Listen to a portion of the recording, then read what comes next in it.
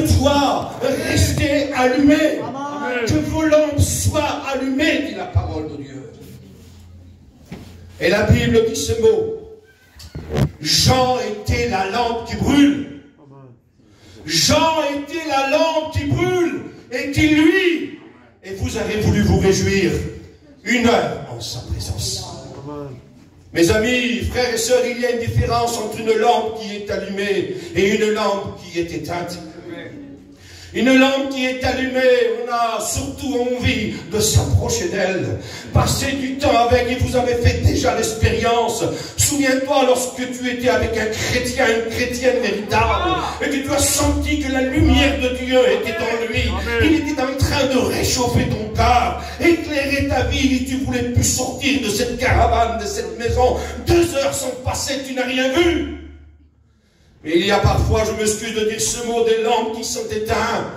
Et on a beau rester, et puis quand on quitte ces lampes, on est malheureusement déçu parce que d'une lampe éteinte, on ne reçoit rien. Mais d'une lampe allumée, on reçoit beaucoup.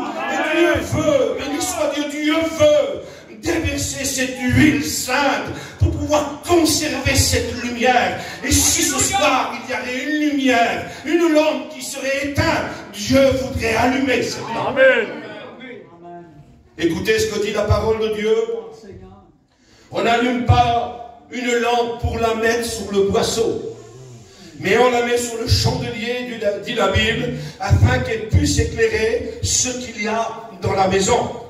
Écoutez, une lampe mise sur le boisseau, pour moi, ce n'est rien d'autre qu'une vie trempée dans l'eau. Une personne qui a passé par les eaux du baptême et que malheureusement la vie de Dieu n'y est pas. La sainteté, la fidélité, la soumission, l'obéissance, la consacration, l'amour n'y est pas. Mais la Bible dit, quand la lampe elle est allumée, elle est posée sur le chandelier et elle éclaire tout ce qu'il y a dans la maison. Et quelle vérité, j'aimerais te dire cette vérité. Toutes lampes qui auront pour support le chandelier pourront produire l'éclairage nécessaire pour éclairer ce qu'il y a dans la maison. La lampe, c'est toi. La lampe, c'est toi. Le chandelier, c'est Jésus. Et tous ceux qui ont leur vie basée sur Jésus pourront produire cette lumière que ta maison a besoin. Qui est-ce qu'il y a dans ta maison? Es-tu tout seul dans ta maison? Écoutez, moi j'ai dans ma maison une femme, des enfants, des beaux-fils, des belles-filles qui ont besoin de la grâce de Dieu. Et Dieu sait, Dieu connaît mon cœur. Je ne voudrais pas être l'image de cette lampe qui est cachée sous le boisseau. Je voudrais que cette lampe soit posée sur le chandelier. Et si véritablement je reçus le Christ, je dois produire cette lumière. Parce que Jésus un jour va dire cette parole. Une ville éclairée sur une haute montagne, elle ne peut être cachée. Un chrétien ne peut pas se cacher. Il éclaire ce qu'il y a autour de lui. Nous devons éclairer tous ceux qui nous entourent. Les gens souffrent, ils sont dans les ténèbres. Ils ont besoin de la grâce de Dieu. Tu es lumière et tu te dois de les éclairer. Et que le nom du Seigneur en soit béni. Écoutez ce que dit la parole de Dieu. Luc 12 au verset 37. Heureux ce serviteur que le maître à son arrivée trouvera veillant. Écoutez, veillant, c'est celui qui veille, qui attend. Et j'ai cette image devant moi. Si un jour vous allez venir chez moi, si je vous invite, et lorsque vous allez vous approcher de ma maison ou de ma caravane, si vous voyez que la porte est fermée et que les lumières sont éteintes, ce n'est pas la peine de rentrer, je dors. Mais si vous voyez que la porte est ouverte, ou bien alors que la lumière est allumée, vous pouvez rentrer, je vous attends. Heureux ce serviteur, dit la parole de Dieu, que le maître trouvera veillant. Et que Dieu fasse que par notre vie, vécue par l'Esprit de Dieu, parce que l'huile qui est dans la lampe, c'est l'image de la vie de l'Esprit. Et lorsqu'une vie de Dieu elle est vécue par l'Esprit, elle est l'image de cette lampe allumée, que quand le Maître viendra chercher ces lampes, qu'il nous trouve allumées. Et que Dieu fasse qu'à chacun d'entre nous, béni soit Dieu, quand Christ viendra nous chercher, qu'il nous trouve allumés. Écoutez ce que dit la parole de Dieu. Que l'huile ne manque jamais sur ta tête. Que l'huile ne manque jamais sur ta tête. Et que tes vêtements soient blancs en tout temps. Et que tes vêtements soient blancs en tout temps. Écoutez, les vêtements, c'est l'image du témoignage. Et j'aimerais dire ça dans la liberté de Dieu. Et quand l'huile vient à manquer, automatiquement, les vêtements se salissent. Quand l'huile vient à manquer, automatiquement, les vêtements se salissent. Les vêtements, c'est l'image, si vous voulez, du témoignage. Et quand on ne vit plus la vie de l'esprit, lorsqu'on est dirigé par la chair, lorsqu'on est dirigé par nous-mêmes, par nos passions, par nos désirs, par notre capacité, par le modernisme, par le bien-être, la vie de l'esprit, elle n'y est plus. Et comme ça, le vêtement, je m'excuse de dire ce mot, se salit. Et la Bible dit que quand l'huile vient à manquer sur la tête, malheureusement, le vêtement se salit. Mais que l'huile ne manque jamais sur ta tête. Que l'huile ne manque jamais sur ta tête. Et la parole de Dieu, c'est comme l'huile qui descend sur la tête d'Aaron, qu'elle descend sur son visage. La Bible dit sur sa barbe, sur sa bouche. Oui, quand l'huile est posée sur notre tête, la pensée de Dieu, elle y est. Elle coule sur le visage pour que nous puissions avoir la vision de Dieu. Elle coule sur notre bouche pour que nous ayons le parler de Dieu. Elle coule sur les oreilles pour que nous puissions avoir l'entendement de Dieu. Mais quand l'huile n'est plus à l'œuvre, quand il n'y a pas d'huile, la vision de Dieu, elle n'y est pas. On voit n'importe quoi, on dit n'importe quoi, on entend n'importe quoi. Mais que Dieu fasse que l'huile ne manque jamais sur ta vie. Amen. Adieu, c'est vrai. Alors ce que dit la parole de Dieu, et j'aime ce verset, c'est Dieu un jour qui va parler à un homme de Dieu, et il va dire cette parole: Moïse, de l'huile pure pour entretenir les vases, pour entretenir les lampes, jour et nuit. Exode 27, au verset 20, de l'huile pure pour entretenir les lampes, jour et nuit. Vous savez, lorsque Dieu va demander ça à Moïse, c'est parce que Dieu a voulu, si vous voulez, habiter avec l'homme. Et puis d'ailleurs, Dieu a toujours voulu habiter avec les hommes. Alors il va dire à l'homme de Dieu, Moïse, de construire un tabernacle. Dieu va lui donner les mesures. Et dans ce tabernacle, Dieu va demander à ce qu'on met à l'intérieur un chandelier. Et sur ce chandelier, il y avait des lampes. Et que ces lampes, sous ordre de Dieu, ne devaient jamais s'éteindre.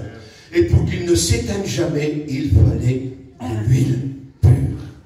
Écoutez, j'ai envie de vous dire ce soir, d'après la parole de Dieu, que nous sommes des tabernacles vivants. Et qu'un jour, Dieu a allumé ce feu dans le cœur. Et que par la vie de l'esprit vécu, ces lampes resteront allumées. Et pour qu'ils restent allumés, Dieu réclame de l'huile pure. De l'huile pure. Existerait-il de l'huile impure? Vous savez, lorsque je me fais l'image pour pouvoir essayer de voir comment on pourrait se procurer de l'huile, eh bien écoutez, je vois rien d'autre que des olives écrasées par des pierres, et lorsqu'ils sont écrasés, on va en extraire de l'huile pure. Jamais de l'huile impure. Ça sera toujours de l'huile pure qui sortira des olives écrasées. Mais alors, comment se fait-il alors qu'il pourrait exister de l'huile impure? Et lorsque je regarde la parole de Dieu, quelque part dans les livres des Nombres, aux yeux de Dieu, les vases qui étaient découverts étaient inutilisables. Dieu ne voulait pas utiliser ce qu'il y avait à l'intérieur des vases qui étaient découverts. Parce que les vases, lorsqu'on mettait quelque chose à l'intérieur, ils servaient parfois à mettre de l'eau, à mettre du vin, à mettre de l'huile, et ils devaient être scellés avec des peaux d'animaux. Et s'il était ouvert, il était aux yeux de Dieu impur, donc inutilisable. Dieu ne voulait pas se servir avec ce qu'il y avait à l'intérieur si le vase était découvert. Et je m'aperçois quelque part dans la parole de Dieu, dans les livres d'Ecclésiaste, il est écrit que les mouches mortes infectent et font fermenter l'huile. Et là, je m'aperçois qu'à cause de la poussière qui vient se mêler à l'huile, à cause des mouches qui meurent à l'intérieur, ça va comme si vous voulez fermenter, et l'eau va se mêler, si l'huile va se mêler à l'eau, et si vous voulez, quand cette huile mêlée à de l'eau avec la poussière et les insectes, si elle était utilisée pour allumer les lampes, on avait du mal à démarrer les lampes. Lorsque la mèche imprégnait l'huile mêlée à de l'eau, elle avait du mal à démarrer. Et si par bonheur elle démarrait, elle s'éclairait, mais d'une couleur qui n'était pas si agréable à voir. Cette flamme avait une couleur qui était de couleur bleu-violet. Écoutez, elle fumait plus plutôt que d'éclairer. Elle bougeait dans tous les sens, elle n'était pas stable. Et elle bougeait tellement qu'à un moment donné, elle se mettait à pétiller. Elle pétillait tellement qu'à tout moment, elle menaçait de s'éteindre. Juste pour vous dire, lorsque la vie de Dieu est mêlée à la vie du monde, tu auras toujours du mal à démarrer. Quelqu'un qui se dit chrétien et qui vit sa vie comme bon le semble, on le voit sur le visage. Il n'a pas cette lumière. Vous savez qu'on dit souvent, mon frère, comment t'es éclairé? Ma soeur, comment t'es éclairé? Mais quelqu'un qui s'est éloigné de la maison de Dieu, on arrive à le voir aussi. Et on voit ce visage triste, on voit ce visage pâle, on voit ce visage qui est triste. Ça se voit. Une couleur bleu-violet. Et il n'est pas stable. Il bouge dans tous les sens. On n'arrive pas trop à le discerner. Un coup on le voit à la réunion, un coup il est dans un mariage, je m'excuse de dire ce mot. Un coup on entend prier, un coup on a écouté qui s'est battu. On ne sait pas vraiment où il n'est pas stable.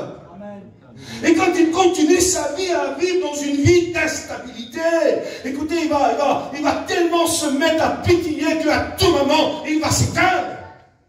Et malheureusement, à cause des personnes qui vivent leur vie comme bon leur semble, mais malheureusement aujourd'hui, ils ne sont plus dans nos rangs. Jusqu'à dire même des serviteurs de Dieu qui sont tombés, mais qu'est-ce qui s'est passé? Quand on mélange la vie de Dieu à la vie du monde, on ne peut pas subsister. Dieu le sait. Mais Dieu réclame ce soir. Et je dis gloire à Dieu pour ce que Dieu me réclame. Gino, dans ta lampe, il te faut de l'huile pure. Amen. Il n'y a que l'huile pure qui te permettra d'entretenir la lampe jour et nuit. Dans les bons jours, dans les mauvais jours. Et c'était un engagement, souviens-toi. Lorsque tu as passé par les eaux du baptême et tu t'es engagé, et ton pasteur t'a posé cette question, est-ce que tu t'engages à le suivre dans les bons et les mauvais jours? Ce jour-là, rempli de l'esprit, tu as dit oui. Et que ce oui, béni soit Dieu, continue, parce que nous vivons la véritable vie de Dieu. Écoutez, nous sommes à lui. Nous sommes à lui, nous sommes ses lampes. Et Dieu veut se servir de nous pour éclairer ceux qui vivent dans les ténèbres. Tu es à lui, tu lui appartiens. Écoute cette image. Il y a eu un jour où Jésus va demander un denier. Vous voyez cette scène où Jésus va dire, avez-vous un denier? Et là je me fais l'image, je vois des personnes fouiller dans leurs poches, et puis il y en a un qui va trouver un denier, et Jésus sait qu'il l'a trouvé, il lui dit, apportez-moi là. Et lorsque cet homme va apporter ce denier à Jésus, Jésus le voit, il le regarde et il le tourne. Et il dit ce mot, à qui appartient cette effigie? Et la réponse du peuple était celle-ci, à César. Et Jésus répond, rendez à César ce qui appartient à César, et rendez à Dieu ce qui appartient à Dieu. Pour dire quoi? Pour dire tout simplement qu'une effigie, ce n'est rien d'autre qu'une image. Et l'image qu'il y avait sur cette pièce, c'était l'image de César. Mais l'image qu'il y avait en l'homme, parce que la Bible dit, il créa l'homme à son image. Rendez à César ce qui appartient à César, mais vous êtes à moi. Je vous ai créé à mon image. Vous m'appartenez. Vous êtes mes lampes, choisis pour éclairer. Et Dieu t'appelle, mon frère, ma soeur qui est là ce soir. Dieu t'a sélectionné du haut de son ciel pour que tu sois cette lampe. Peu importe si tu es rempli, peu importe s'il te manque d'huile, Jésus dans son grand amour a décidé de te remplir pour que tu puisses éclairer ce qu'il y a dans ta maison. Voudrais-tu être cette lampe? Voudrais-tu être cette lampe? Écoutez ce que dit la parole de Dieu. Tends Dieu ta voix d'une huile de joie. Écoutez, un chrétien, béni soit Dieu, il doit avoir la joie dans son cœur. Lorsqu'un chrétien il vit la véritable vie de Dieu, il est joyeux. Amen. Et nous devons montrer cette joie que Dieu a mis sur nos cœurs, même si parfois nous passons des difficultés. Et puis peut-être que tu pourrais me le dire ce soir. et tu te le dis dans ton cœur. Il ne sait pas ce que je passe, le serviteur, pour que je sois triste. Il ne sait pas que je suis un malade. Il ne sait pas que j'ai un malade chez moi. Eh bien, j'aimerais te dire de la part de Dieu que quelqu'un qui vit la véritable vie de Dieu, il sait que son Dieu est capable de guérir son malade. Et même s'il est malade, il croit que son malade guérira. Alors il est joyeux avant même que son malade guérit, parce que sa foi guérira le malade. C'est ça, avoir la foi. C'est croire que Dieu nous demande c'est croire que Dieu va nous donner ce que nous demandons. Écoutez plus encore. Croire, c'est pousser Dieu à faire ce que tu lui demandes. Parce que Jésus a dit, celui qui croit, il verra. Et quand tu crois, tu verras. La Bible dit ce mot. Tu me donnes la force du buffle et je suis arrosé avec une huile fraîche. Amen. Écoutez, la force du buffle. Lorsqu'un chrétien est arrosé par la vie de l'esprit, qui vit la vie de l'esprit, pour ceux qui nous entourent, sont étonnés. Étonnés de voir que nous sommes encore debout, malgré tout ce que nous avons passé. Ils se disent entre eux, mais comment ça se fait que lui il est encore chrétien? Comment ça se fait qu'elle est encore chrétienne? Comment ça se fait que ce serviteur il est encore debout? Moi je serais à sa place, ça ferait déjà longtemps que je serais à terre. Mais qu'est-ce qui se passe? Eh bien, j'aimerais dire qu'à tous ceux qui sont arrosés par l'huile fraîche de Dieu, Dieu leur donne la force du buffle. Et c'est la vie que nous vivons avec Dieu qui nous permet d'avoir cette force de pouvoir continuer avec Dieu. Et Dieu t'appelle à continuer. Même si ton fils n'est pas encore converti, même si ton mari est toujours rétrograde, même si ta compagne n'a pas encore accepté le Seigneur, je m'excuse de dire ce mot, même si ton jeune se drogue encore, continue à être cette lampe, Dieu va éclairer tes coins sombres. Dieu va éclairer tes coins sombres. N'avez-vous pas un coin sombre? Même si vous êtes lumière. Vous savez, il arrive que parfois, même si nous sommes chrétiens, dans le foyer, il y en a des fois qui ne sont pas chrétiens, mais j'aimerais te dire de la part de Dieu que par ta vie vécue avec le Seigneur, si tu permets à ce que Dieu puisse continuer à garder ta lampe éclairée, tu éclaireras ce qu'il y a dans ta maison. Écoutez ce que dit aussi la parole de Dieu. Psaume 23, vous connaissez ce texte. Tu oins d'huile ma tête et ma coupe déborde. Tu oins d'huile ma tête et ma coupe déborde. C'est David qui a dit cette parole-là. Et vous savez, lorsque j'étais en train de lire ce passage, j'étais en train d'essayer de comprendre ce que voulait dire ce texte.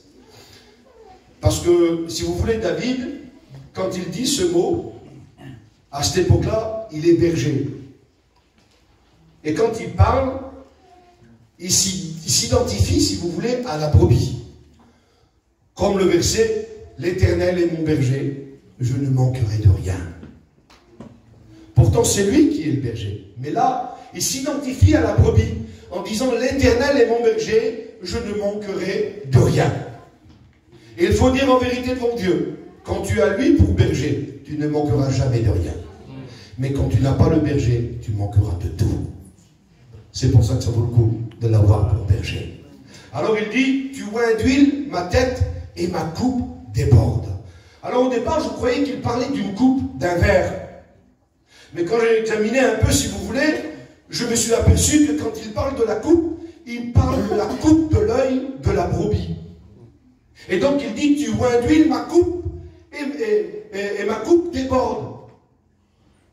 Il arrive que parfois, lorsque les brebis vont essayer de broutonner un peu en dépassant le périmètre, en le dépassant, ils vont se blesser. Quand ils se blessent, ils se font du mal. Et à ce moment-là, les mouches, les bêtes viennent. Et ils vont en profiter, si vous voulez, pour se mettre sur la plaie. Et là, ça crée des infections.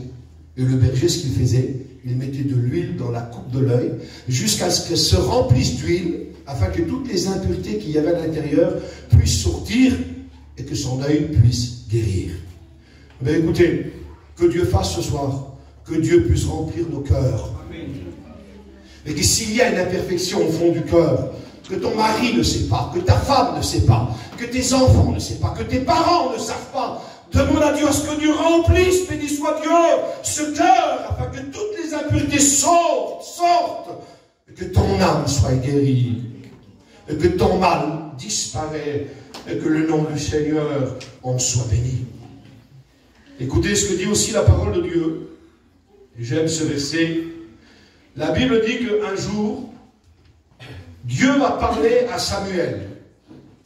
Et il va dire ce mot. Samuel, va dans la maison d'Ésaïe, car je désire quelqu'un. J'ai envie de te dire ce soir de la part de Dieu, que Dieu du haut de son ciel regarde sur ton foyer. Et dans ton foyer, il y a quelqu'un que Dieu désire. Et cette personne-là, c'est toi. Dieu te désire. On n'est pas toujours désiré de la famille, je me suis de dire ce mot, parfois même rejeté. Mais Dieu porte le regard sur toi et il te désire. Et il dit ce mot. Samuel, remplis ta corne d'huile et va. Remplis ta corne d'huile et va. Et je ne sais pas, j'ai envie de te dire ce mot. Ce soir, remplis ta lampe d'huile et va. Parce qu'il arrive que parfois on essaye de faire des choses par notre propre capacité, par notre propre volonté. Et bien souvent de fois, ça ne marche pas. À l'exemple de Moïse, Moïse eut à cœur de sauver ses frères.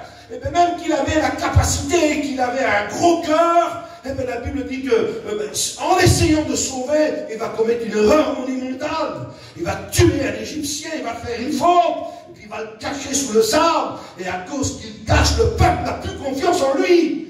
Et il va lui dire cette parole. Penses-tu de tuer comme tu as tué l'Égyptien?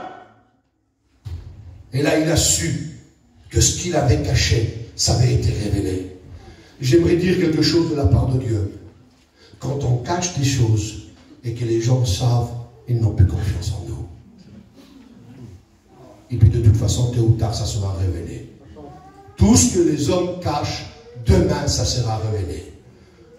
Par contre, tout ce que Dieu cache, on ne le retrouve plus. Vous avez l'exemple devant vous avec Moïse. C'est Dieu lui-même qui a caché le corps de Moïse jusqu'à aujourd'hui, on l'a pu retrouver. Alors il dit, remplis ta corne d'huile et va.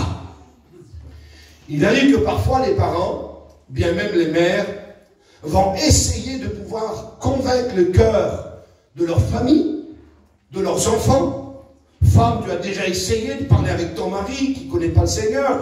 Ou bien mari, tu as déjà essayé de parler avec tes enfants. Et tu as même appliqué l'autorité du père dont tu dépends. Parce que Dieu a doté, si vous voulez, le père d'une autorité pour pouvoir éduquer.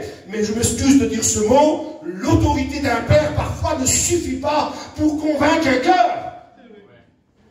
La Bible dit ce mot. Ce n'est ni par ta force, ni par ta puissance, mais c'est par mon esprit, mais c'est par une parole poussée par l'Esprit de Dieu que le cœur de ton fils sera touché.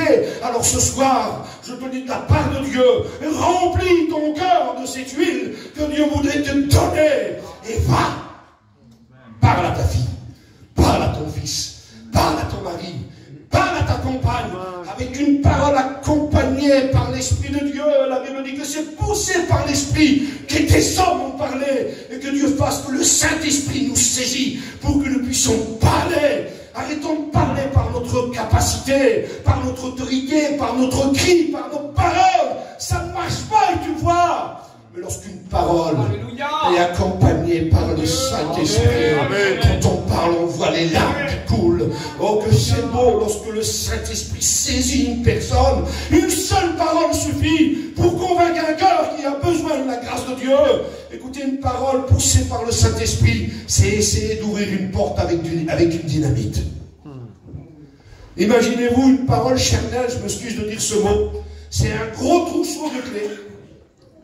Et puis on essaye d'ouvrir la porte. Et puis on va chercher quelle est la bonne clé qui va ouvrir. Et le temps qu'on va ouvrir la porte, je ne sais pas combien de temps ça va durer. Mais une parole poussée par l'Esprit, c'est une dynamite posée sous la serrure. On allume et ça explose.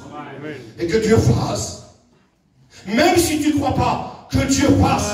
que par tes paroles, que quand tu parles, que les personnes soient convaincues. Parce que si toi, tu ne crois pas en toi, Dieu croit en toi. Si toi, tu n'espères pas en toi, Dieu espère en toi. Si toi, tu ne mises pas sur toi, Dieu mise sur toi.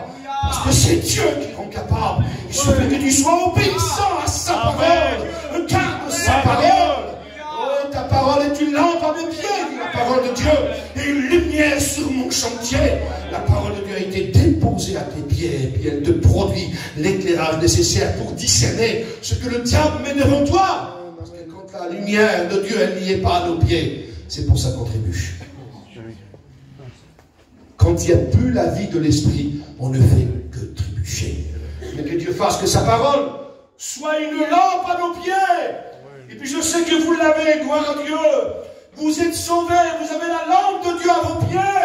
Mais il y a comme une tristesse dans votre cœur, comme une inquiétude, peut-être à cause, je ne sais pas, de ta famille qui ne connaît pas le Seigneur, à cause d'un garçon, d'une belle-fille, d'un beau-fils, d'un père, d'une mère qui ne connaît pas le Seigneur. Et tu te dis en toi-même, allez voir dans quel état il s'est mis, comment il va finir, et puis ton cœur est rempli d'inquiétude. Et bien la Bible dit ce mot.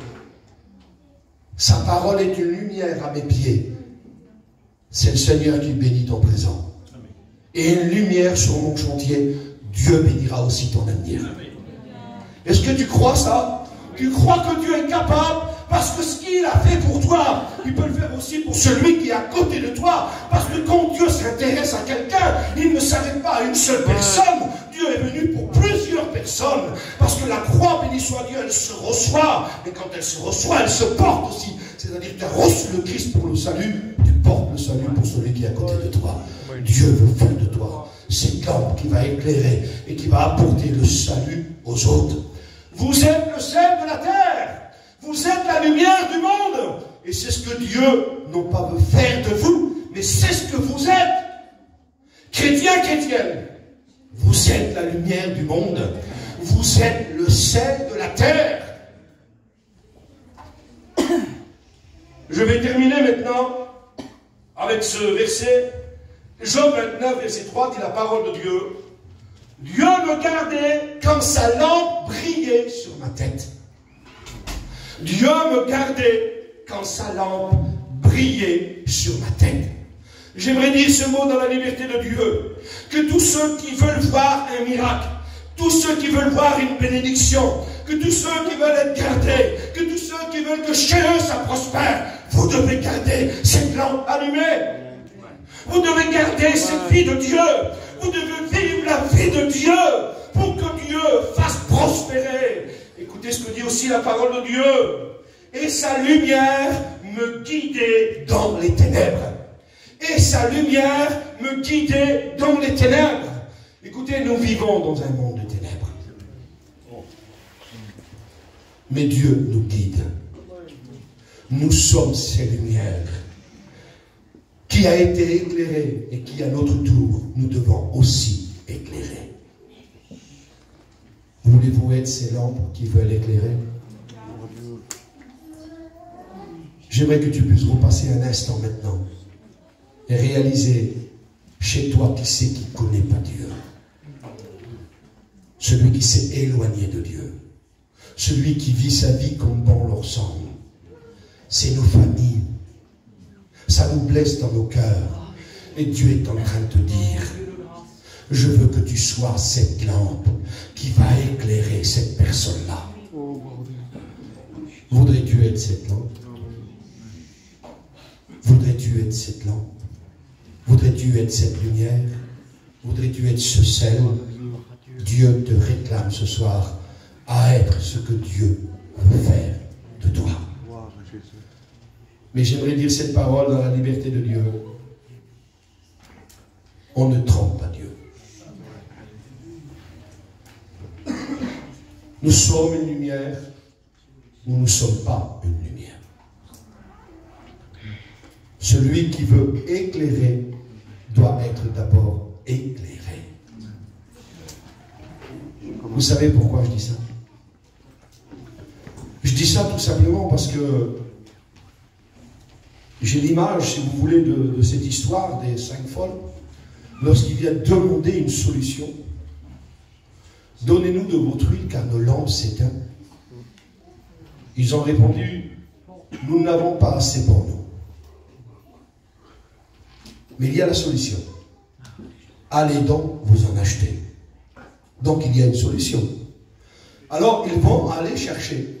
Et le temps qu'ils vont chercher, la Bible dit que celles qui étaient prêtes, j'aime bien ce mot, celles qui étaient prêtes entrèrent dans la salle des noces.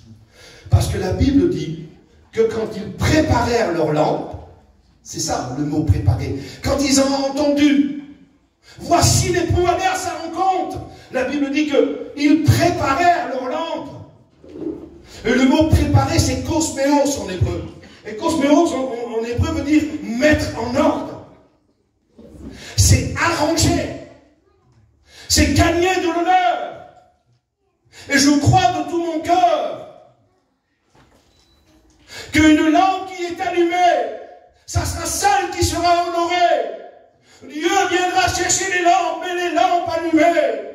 Dieu viendra chercher les lampes, mais les lampes qui seront éclairées, les lampes qui sont en ordre. Et aurait-il pas ce soir quelque chose à mettre en ordre?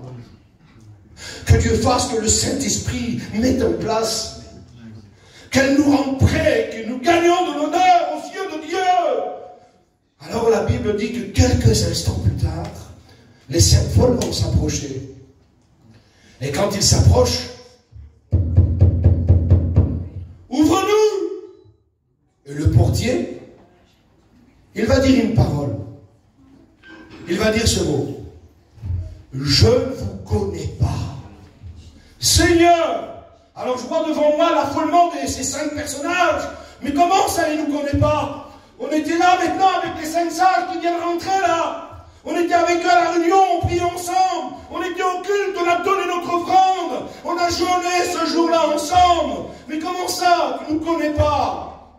Et lorsque je regarde un peu, si vous voulez, le mot hébreu, le mot hébreu pour dire « je ne vous connais pas », c'est le mot « eidos ».